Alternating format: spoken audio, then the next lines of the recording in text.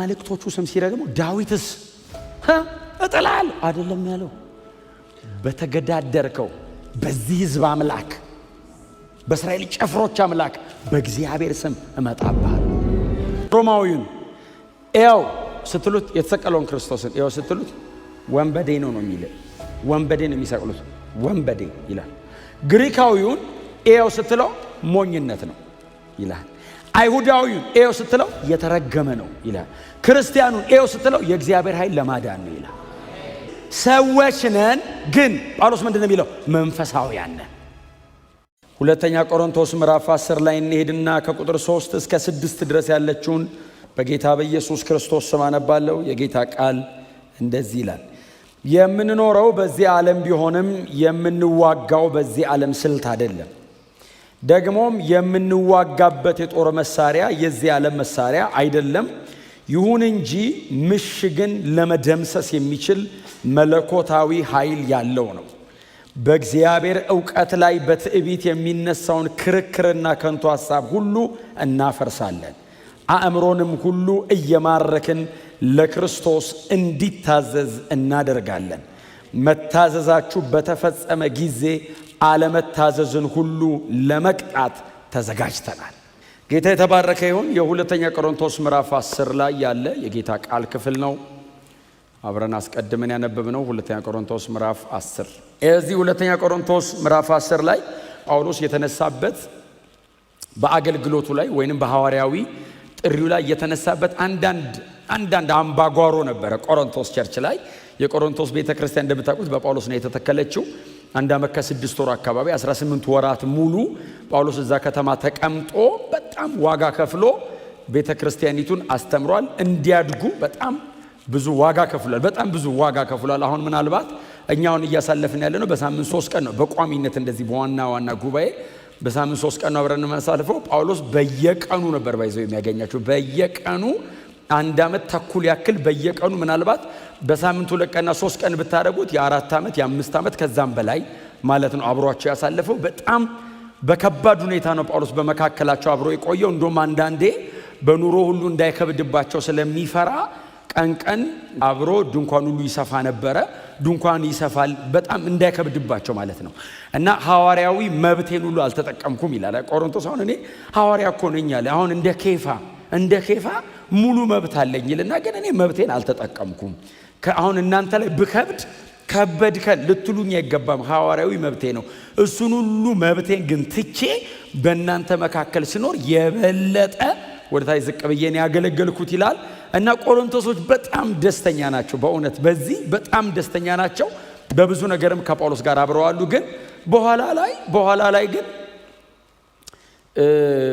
በመካከላቸው ከሌላ ስፍራ የመጡ አንዳንድ ሐሰተኛ ወንድሞች መጥተው በመካከላቸው ልባቸውን አሳመጹ፣ እልከኛ ነገር አደረጓቸውና ብድግ አሉ ቆሮንቶሶች። ከዛ ጳውሎስን ከየት እንደመጣ ሁሉ አናውቅም፣ ማን አንተ ሲጀመር ከየት እንደመጣ ራሱ የት እናውቃለን ሲሉ ለሐዋርያዊ ጥሪው ጳውሎስ የሚያቀርበው የተወሰነ መከላከያ አለው። አሁን 9 ላይ 11 ላይ ሄዳችሁ ብታነቡ ይሄም ዛሬ መሆን ያነሳውት ክፍል መንፈሳዊ ውጊያን መሃል ላይ ጳውሎስ አመጣው እንጂ ክፍሉ ከላይ ጀምሮ አውዱ ከሱ ጋር የተያያዘ ነው። በርግጥ ይላል ጳውሎስ ለሌላ ሐዋርያ ባልሆን የናንተ አይደለሁም እንዴ?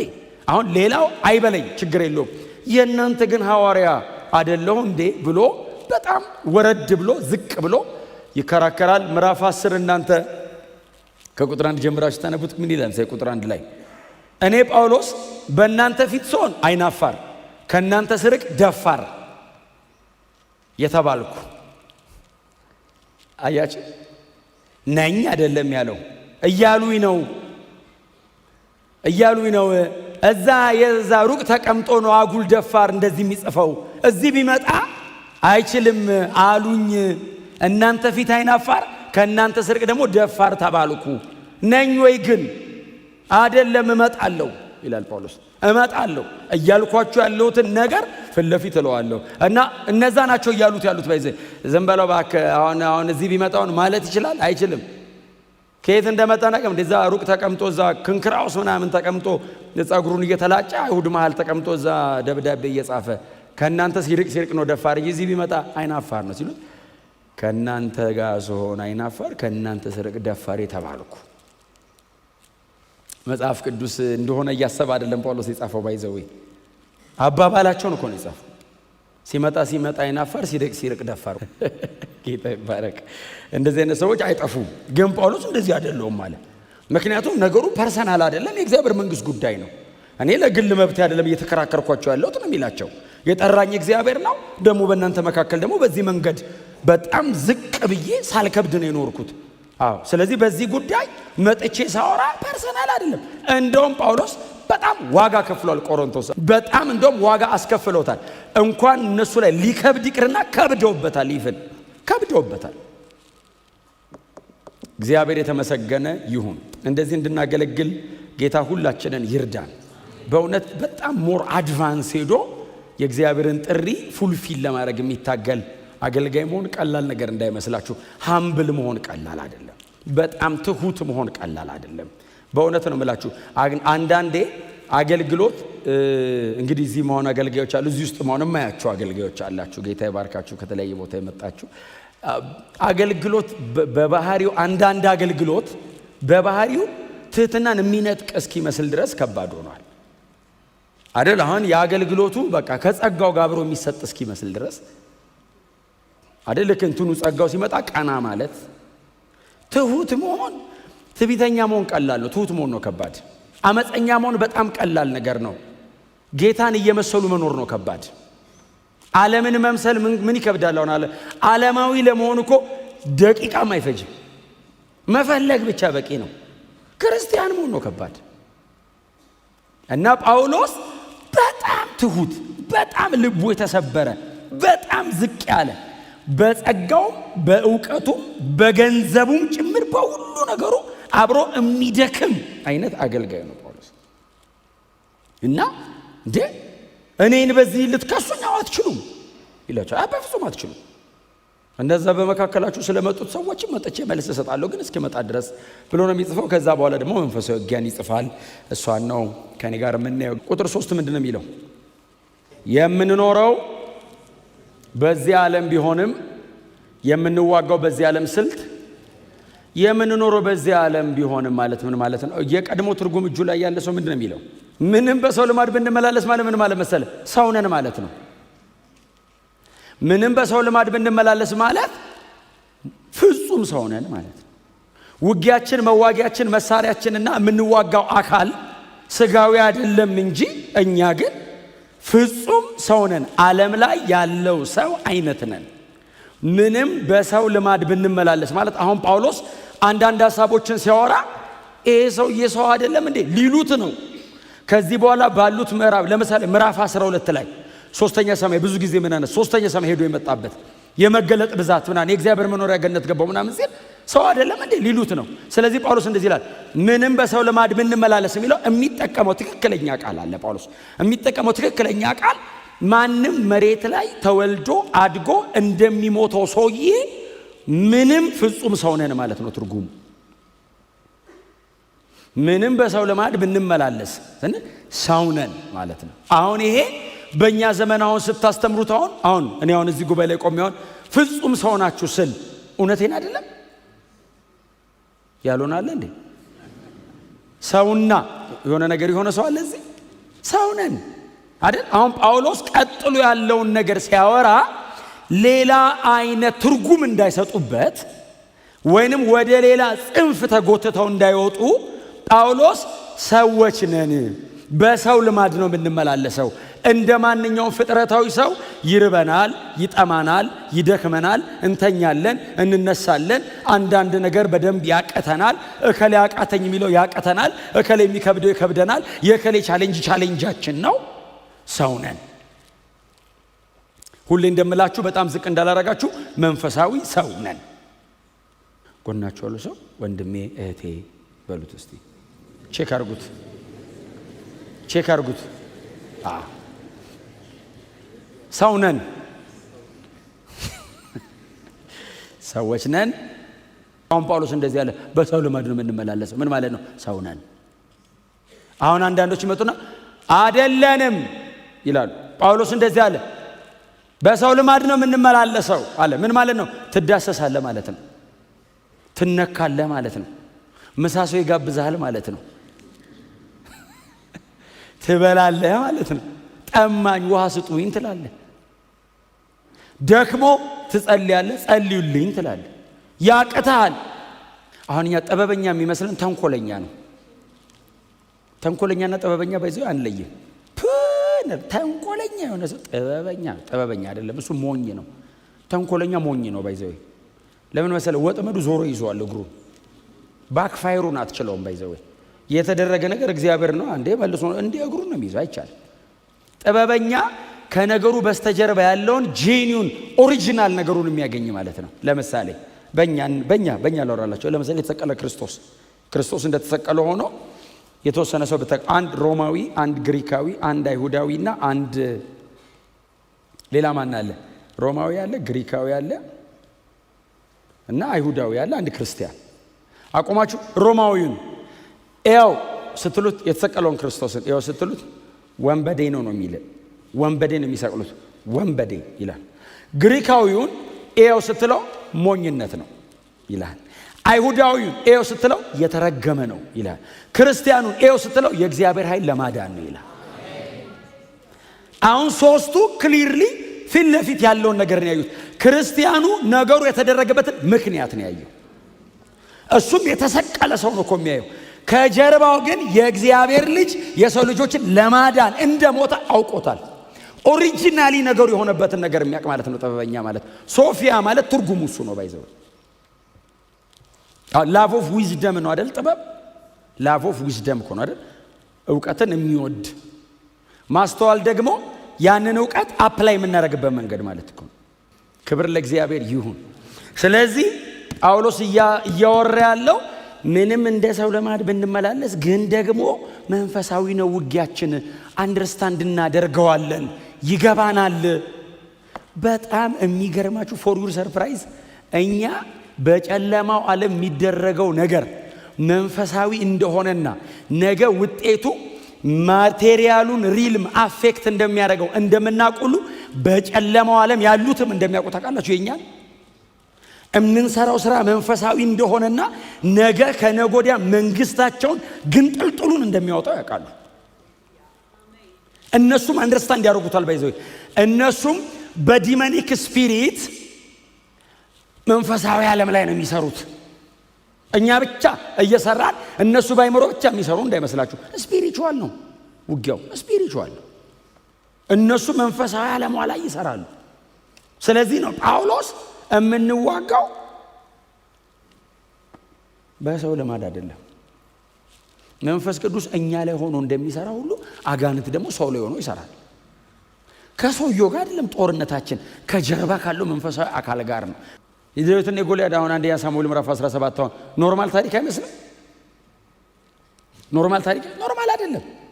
ዳዊትና ጎልያድ የተዋጉት እኮ ባይዘው በጦርና በምናምን እኮ አይደለም እኮ መንፈሳዊ እኮ ነው ውጊያቸው። ሁለቱ ያወሩትን ስሙት።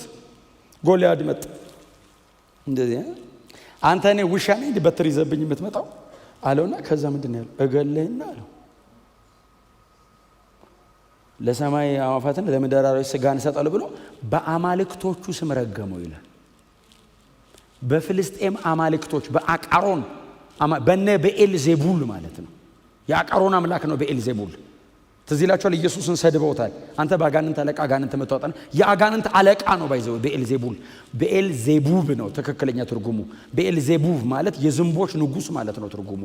የሰይጣንን ቆሻሻ ፐርቨርትድ የሆነ ኔቸር የሚያሳይ በጣም ቆሻሻ የዝንብ ንጉስ አስበዋል። አንድ ዝንብ ራሱ እንኳን ንጉሱ ቆሻሻነቱ የቆሻሻ ክምችት እንደ እግዚአብሔር ንጹህ ቅዱስ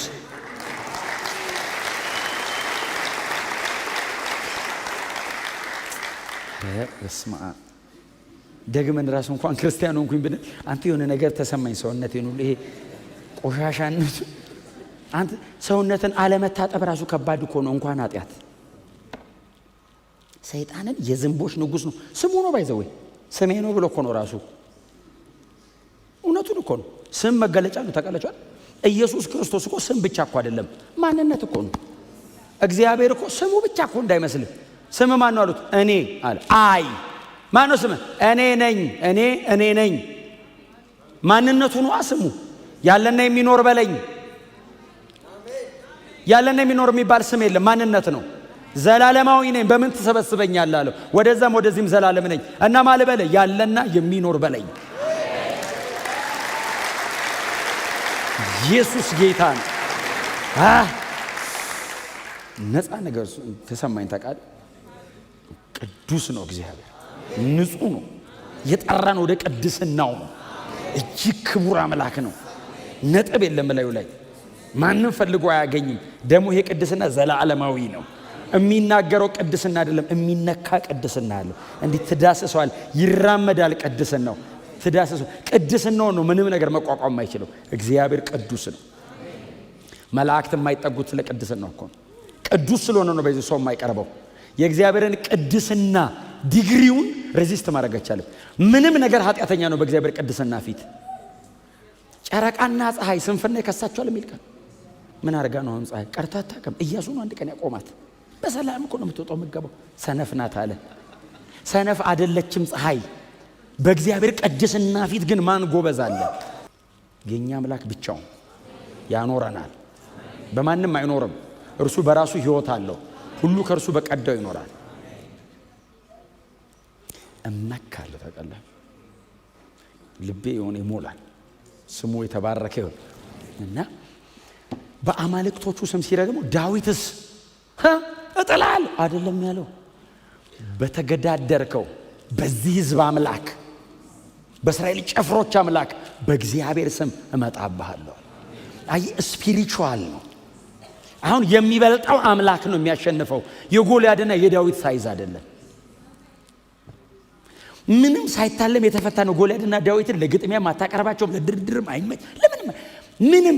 ምንም ወሬ ራሱ አይወራም። ጎልያድና ዳዊት ማን ይበልጣል ተብሎ። ጦርነቱ ግን የአማልክት ስለሆነ ነው ዳዊት ያሸነፈው። እግዚአብሔር በልጦ እንጂ ዳዊት በጣም ስማርት ሆኖ አይደለም። አሜን በሏ። ክብር ለእግዚአብሔር ይሁን። ጳውሎስ ምንድነው ያለው? የምንኖረው በዚህ ዓለም ቢሆንም አለ። ቀጥሎስ የምንዋጋው በዚህ ዓለም ስልት አይደለም ይላል። ያኛው ምንድነው የሚለው? እንደ ሰው ልማድ አንዋጋም። ጳውሎስ ጌታ ይባርከው። በእውነት የተባረከ ነው እሱ። ሰማይም ይባርከው። በእውነት ምን አይነት ሰው ነው! እንዴት አይነት ሪች ነው! ማወቅ አንድ ነገር ነው፣ ያወቀውን መግለጥ ሌላ ነገር ነው። በእውነት እግዚአብሔር እንደዚህ ሰው ብዙ ነገር ይስጣል። ምን ያጓጓናል አሁን ዘንድሮ? ምንም በቃ ይሄን እውነት እያበራ በዚህ አኑረን ጌታ። እንደ ሰው ልማድ ብንመላለስም የምንዋጋው ግን በሰው ልማድ አይደለም። ሰውነን ውጊያ ያለብን አለ ጳውሎስ። እርግጠኛ ነኝ የቆሮንቶስ ቸርች እንደኛ እንደዚህ አሁን በጣም ብዙዎቻችሁ ስነ መለኮትን እንደምትማሩ ማቃለሁ። እንደኛ በተለያየ መንገድ ዕውቀት በጣም የታጠቁ አይደሉም። አንዳንዶቹ ገና እየሰሙ ነው። የምንዋጋው ሲል ሰው ናቸው አላለም። ያው ጦርነት አለባቸው አለ ነው። በቃ እንግዲህ እናዘጋጅ ይላል። ደግሞ ጥቅስ አይጠፋም። ባይዘው ጴጥሮስ ሰይፍ ይዞ የሰው ጆሮ ቆረጠ ምናምን የሚል በቃ እናዘጋጅ።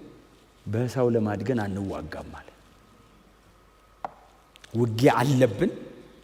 ጦርነቱ ግን የተለየ ነው። የምንዋጋበት መንገድም ደግሞ ሌላ ዲፍረንት ነው። ስፒሪቹዋል የምንዋጋበት የጦር መሳሪያ የዚህ ያለ መሳሪያ አይደለም። የታጠቅነውን መሳሪያ ለመግለጥ ለማብራራት ሰውነታችን ላይ የለበስናቸውን የጦር ትጥቆች ለማብራራት ወይንም እነሱን ለመግለጥ ምናልባት ምድራዊ የሆነ የጦር ትጥቅን ጳውሎስ እንደ ምሳሌ ተጠቅሟል። ስለዚህ የሚላችሁ ከሆነ ኤፌሶን ላይ መንፈሳዊ ውጊያ ስናጠና ተነጋግረናል አይደል? 7 የጦር ትጥቅ 7 ናቸው። ከጭንቅላቱ ጀምሮ 7 አካባቢ ይመስሉኛል። የመዳን ራስ ቁር፣ የጽድቅ ጥሩር፣ የእውነት መታጠቂያ፣ የሰላም ወንጌል ዝግጁነት፣ የእምነት ጋሻ፣ የቃሉ ሰይፍ እና ጸሎት 7። አሁን የጦር ትጥቆቹን ስታያቸው ጳውሎስ ብዙ ጊዜ እንደዚህ አይነት ውጊያዎች ምናምን ሲጽፍ እስር ቤት ሆኖ ነው የጻፈው። በተለይ ኤፌሶን ሲጽፍ እስር ቤት ሆኖ ስለጻፈው የሚጠብቀውን ሮማዊ ወታደር እያየ ነው አይደል የጻፈው። እስር ቤት ውስጥ ሆኖ ስለሆነ የሚጽፈው ሰውየው ራሱ አይቴ ለምን ደምተይ በደንብ ነው ያዩ ያለ ተቀል ወገቡ ምን ልበለው እውነት ይልና እንደዚህ ሲወጣ ምን ሊያረገኝ ይላል ሰውየው ራሱ አያውቅም። እድለኛ ሰውዬ ነው። መንፈስ ወገስ ገብቶ ተብራራ እየጻፍኩ ነው ለኤፌሶን ቸርች ምንድነው የምጽፈው ሲለው የለበስከውን መንፈሳዊ የጦር ትጥቅ አድርግ የሰላም ወንጌል ዝግጁነት ወንጌል ስርጭት ማለት አይደለም አይደል ትርጉሙ ምክንያቱም ተጫምታችሁ ቁሙ ነው የሚል ሂዱ አይልም ሂዱ ነው ወንጌል ስርጭት ይሄ ቁሙ ስለዚህ ለወንጌል ስርጭት ማቴዎስ 28 እና 20 ይበቃናል። ይሄኛው አፍተሮል ወንጌል ስርጭት የማይልም ወንጌልም አይደለም የሚለው አፍተሮል በወንጌል በኩል የተገኘ ሰላም ነው። ኤሬን የምትል ቃል ናት። ኦኬ ነው ኤኒዌይስ ነው የጦር ዕቃዎቹ ጳውሎስ ምንድነው መዋጊያ መሳሪያችን ስጋዊ አይደለም አለ ምሽግን ለማፍረስ ግን ብርቱ ነው። ክብር ለእግዚአብሔር ይሁን። ከዛ ደግሞ እጃችን ላይ ያለውን ጋሻውን አየውና 4 ማዕዘን ነሐስ ነው መሐሉ ላይ 4 ሌየር ያለው ሌዘር ነው እንደዚህ የተወጠረ ስለዚህ የእምነት ጋሻ አለ። እዚህ ወገቡ ላይ የታጠቀው እውነት የተባለው መታጠቂያው ላይ ደግሞ እንደዚህ የተቀመጠ ሰይፍ አለ የቃሉ ሰይፍ አለ። ከዛ በኋላ እዚህ ጋር ደግሞ አለው እንደዚህ የሚወረወረው ፍላጻ ጸሎት በሁሉ አይነት ጸሎት በማንኛውም ሁኔታ በመንፈስ ብሎ ጸሎትን 3 አደረጋለ። በሁሉ አይነት በማንኛውም ሁኔታ በመንፈስ በሁሉ አይነት ጸሎት በማንኛውም ሁኔታ በመንፈስ ሁሉ አይነት ጸሎት ሆኖ በማንኛውም ሁኔታ ሆኖ በመንፈስ ካልሆነ በስመ አብ ጸሎት እንደዚህ ለምዶ መድገም ሲጀመር ለምዶ አይደገምም። ሌላ ምን ይሄን ቤት አፍርሶ መስራት ይሻላል ያለ መንፈስ ከመጸለይ። የጦር ትጥቆቹን ታጥቀን እንጠብቀዋለን። አይ ፉሊ አርምድ ነኝ ድሬስድ ነኝ ብለ ታጥቀን ግጥም አድርገህ ቆመ በቃ ዝግጁ ነኝ ስትል ነው እኔ በምልህ መንገድ ነው የምትዋጋው ነው የሚለው። እስቲል የሚመራ ያስፈልጋል። እስቲል መንፈስ ቅዱስ ገቨርን ሊያደርገው ይገባል። ያኔ ነው ድል ያለው። ስለታጠቀ ብቻ ማን ያሸንፋል? በትጥቅ ጠላቶች አይበልጡም እንደ እስራኤልን ይበልጧታል እኮ። በላም ምንድነው ያለው? እስራኤል እንደዚህ አይቶ ባላቅ አንድ እጁ ላይ ጦር መሳሪያ የለም አታየውም አለ ህዝብ ሲል በሬ የሜዳ ሳርን እንደሚበላ ጠላቶቹን ጥርግ እያደረገ ነው የመጣው። መሳሪያ እኮ የለውም እጁ እና ድል ያለው ጦር መሳሪያ ላይ አይደለም። ዳዊት የተናገረው አንድ ስቴትመንት አለ ለጎልያድ ድል አለው በጦር በጭሬና በመሳሪያ እንዳልሆነ ዓለም ሁሉ እንዲያውቃለው። እስቲ አሜን በሏ። ጎልያድ ከጭንቅላቱ እስከ እግሩ ታጥቆ ነው የመጣው። በዚህ በኩል ድል እንደሌለ ዓለም እንዲያውቅ እግዚአብሔር አንተን አሳልፎ ይሰጠኛል አለው። ድል ያለው መሳሪያው ላይ አይደለም አለው። አሜን በሏ። ይሄ መሳሪያ ጳውሎስ ያለው የጦር ትጥቅ ጳውሎስ የሚናገረው የዚህ ቁጥር 4 ላይ ያለው የጦር መሳሪያ ጠፍጥፈን ቀጥቀጠን ቅርጽ አውጥተን ምናምን የለበሰን ነው አይደለም። ኢትስ ኤ ጋድ ጊቨን ነው። ኢትስ ኤ ጋድ ጊቨን ኤፌሶን 6:10 ላይ የእግዚአብሔርን የጦር ዕቃ ነው የሚለው። የእግዚአብሔር የጦር ዕቃ እንደነ ኢሳይያስ 65 አካባቢ እግዚአብሔር እነዚህን የጦር ዕቃዎች ለብሷቸው ያውቃል። ባይዘው የጽድቅን ጥሩር ለብሶ መጣ ይላል። እግዚአብሔር ራሱ ማለት ነው ጥሩር ለብሷል። የራስ ቁር እግዚአብሔር ለብሶ ነበር የሚሉ ቃላቶች አሉ። ራሱ ተጠቅሟቸዋል። ስለዚህ ጳውሎስ ሲያስቀምጣቸው የእግዚአብሔርን የጦር ዕቃ ኢትስ ኤ ጋድ ጊቨን ቃሉ የሱ ነው። ጸሎት ጽድቅ የሱ ነው። እውነት የሱ ነው። የጊዜው ቃል ሬማውም ሎጎሱም የሱ ነው። የሰላም ወንጌል መጫሚያ የሱ ነው። ፕሬየር የሱ ነው። የጦር ዕቃዎቹ የሱ ናቸው። ሬዲ ሁን ድሬስድ ያደርግሃል። ቀጥሎ ምንን የት ጋር እንደምትጠቀም ዳይሬክት ያደርግሃል። አሜን ነው። ግን በጣም በጣም በጣም ዋይዝ መሆን አለብን። አሜን በሉ እስቲ። ጦርነት ውጊያውን ከሰርክላችን መውጣት አለብን። መሆን ብቻ ወደ ዓለም ማየት አለባችሁ። ለምን ሰይጣን ኦልዌይስ አንዳንዴ እንዳይመስላችሁ ኦልዌይስ ሰይጣን ታርጌት የሚያደርገው ግለሰብ ብቻ ሳይሆን ሲስተም ነው የሚይዘው። ለምሳሌ አሁን መንፈሳዊ ጋር ሳስተምር ይላችኋል። አርኮን የሚባለው አለቆች ተብሎ የተጠሩት አርኮን ነው አይደል ስሙ። አለቃ የሚለው ትክክለኛው የግሪኩ ቃል አርኮን ነው። አርኮን ማለት አለቃ ማለት አይደለም ትርጉሙ። ቀጥታ ቃሉ አለቃ ማለት አይደለም። በአንድ ቦታ ለብዙ ዘመን የኖረ ማለት ነው። ረጅም ዘመን በመኖሩ ምክንያት ገዢ የሆነ ማለት ነው። አርኮን ማለት ሲስተም ላይ ነው። ለምሳሌ ባቢሎን እነ ፋርስ የተለያዩ ኪንግደሞች ግሪኮ ሮማንን ብታዩ የትኛውንም ኪንግደም ብታዩ ሰይጣን የሚይዘው ሲስተሙን ነው የሚይዘው። ሲስተም ተያዘ ማለት መነቃነቅ አይቻልም። እንደ ክርስቲያን በጣም ጥበበኛ መሆን አለባችሁ። ሰምታችሁኛል? ውጊያችንን በስነ ስርዓት መጽሐፍ ቅዱሳዊ ማድረግ አለበት። ጳውሎስ ለምን ይመስላችኋል ሃይራርኪ ይሰብክ ነበር? ሃይራርኪ መዋቅር ይሰብካል ጳውሎስ። አስቀድሞ ስለ ነገስታትና ስለ መኳንንት እንዲጸልይ ጸሎት አለ እኮ ቸርቻው። መጀመሪያ እዛ መንግስት ላይ ጸልዩ ስለ ነገስታትና ስለ መኳንንት። ጳውሎስ ይሄንን ይጸልያለው መቼ ነው? ኔሮ በሚገዛበት ቤተክርስቲያንን መዝጋት አይደለም። ኔሮ ከሮም ወደ ምስራቅ ጣሊያን የሚሰራ መንገድ ክርስቲያኖችን እንደ ካምፋየር እያደረገ እያነደደ መንገድ የሚሰራ በነበረበት ዘመን ላይ ጳውሎስ ምንድነው ያለው? ስለ ነገስታትና ስለ መኳንንት ይጸልይ፣ ጸጥና ዝግ ብለን እንድንኖር። ያ ሴትል ካላረጋ ጸጥና ዝግ ብለ መኖር አትችልም። ፍራንክሊ ስፒኪንግ እውነቱን ነው የምነግራችሁ። ከጥቂት ጊዜ በኋላ መጸጸት ስለሌለብን ቀን ነው። አሁን ቀን ነው። በጣም ሲሪየስሊ you have to be ውጊያችሁን ሲሪየስ ማድረግ አለባችሁ። ሲስተም ላይ መስራት መልመድ አለባችሁ። ሰምታችሁኛል? የተቃውሞ ጸሎት ከምንጸልየው በዘለለ ወክ ማድረግ አለብን። የሆነ ዘመን የተጸለየ ጸሎት ነው የሚመለሰው። አሁን እኛ ከለፋን፣ አሁን ከተጋን፣ አሁን መንፈሳዊ ውጊያን በእውቀት ካደረግነው ልጆቻችን ደስ ብሏቸው ይኖራሉ። ስለዚህ ውጊያችን እዚች ጋር ካለች የሆነ ሰርክል ውስጥ ካለች ጸሎት አልፎ ጸሎቱ አደባባይ መመለስ አለበት። መራመድ አለብን። እኛ ፕራክቲካል መሆን አለበት። አሜን ነው። ኮንሸሱን ጳውሎስን ይዩት። በነበረበት ዘመን ያሉ ቅዱሳን በጣም ኮንሸስ እንዲሆኑ ነው የሚፈልገው። እኛ ልክ የሆነ ነገር ሲባል ይሄ መንፈሳዊ ነገር አይደለም እንላለን። የቱ ነው መንፈሳዊ? መንፈሳዊ ያልሆነ አለ እንዴ? ሲጀመር እኛንን እኮ ይሄ መንፈሳዊ አይደለም። መንፈሳዊ ነው ሁሉም ነገር። ዓለም ከሁለት መንፈሳዊ ዓለም ውጪ መሆን አይቻልም። ወይ የእግዚአብሔር ነው፣ የእግዚአብሔር ካልሆነ በዛው ቅጽበት የሰይጣን ነው። ከእግዚአብሔርና ከሰይጣን ውጪ የሚባል ሶስተኛ ደሴት የለም ዓለም ላይ። ወይ በእግዚአብሔር መንግስት ነው፣ በእግዚአብሔር መንግስት ካልሆነ በቅጽበት በዛኛው መንግስት ነው። የጥበብና የእውቀት መዝገብ ነው ይለዋል ክርስቶስን። የጥበብና የእውቀት መዝገብ፣ የእግዚአብሔር እውቀት የተብራራውም የተገለጠውም በክርስቶስ ነው። በዚህ ላይ የሚነሳ የሰው ትዕቢት፣ የትኛውም አጌንስት ክራይስት የሚነሳን ነገር እግዚአብሔር ሪቢሊዮን ነው የሚለው ታውቃለህ አይደል? እግዚአብሔር አሁን በእግዚአብሔር እውቀት ላይ የሆነ ሐሳብ ሬዝ ሲያደርግ እግዚአብሔር የሚለው አመጽ ነው ይላል፣ ትዕቢት ነው። ጳውሎስ እንደዚህ ያለ እናፈርሰዋል። በምን? በእውቀት፣ በእግዚአብሔር ቃል፣ በክርስቶስ፣ በወንጌል፣ በተሰቀለው በክርስቶስ። እዚህ ከተማና እዚህ ቸርች ላይ ነው አይሁድ ምልክትን ይሻሉ፣ የግሪክ ሰዎች ጥበብን ይሻሉ። እኛ ግን የተሰቀለውን ክርስቶስን።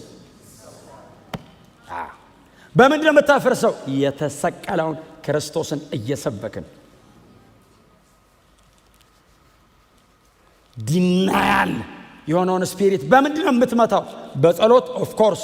ከዛ ውጭስ እውቀት ስለሆነ የምናፈርሰው በእውቀት ነው። እውቀት ስለሆነ በእውቀት ነው የምናፈርሰው።